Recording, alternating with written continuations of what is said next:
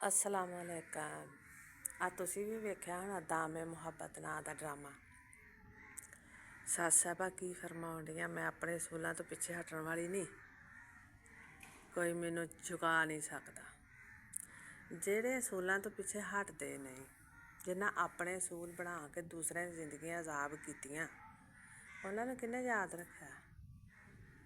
उन्हां दा कोई अग्गा पिच्छा नहीं हुंदा, उन्हां दी कबरां दा भी पता नहीं हुंदा किसे नूं। ਇਹ ਸਾਡੇ ਬਹੁਤ ਸਾਰੇ ਪਾਕਿਸਤਾਨੀ ਲੋਕ ਜਿਹੜੇ ਡਰਾਮਾ ਵੇਖਣ ਡਏ, ਬਹੁਤ ਸਾਰੀਆਂ ਔਰਤਾਂ ਵੇਖਣ ਡੀਆਂ, ਲੇਕਿਨ ਕਰਨਗੀਆਂ ਉਹੋ ਹੀ ਜੋ ਉਹਨਾਂ ਵੇਖਣਾ, ਨਤੀਜਾ ਨਹੀਂ ਉਹਨਾਂ ਨੇ ਵੇਖਣਾ ਕਿ ਇਸ ਔਰਤ ਦਾ ਨਤੀਜਾ ਕੀ ਹੋਇਆ।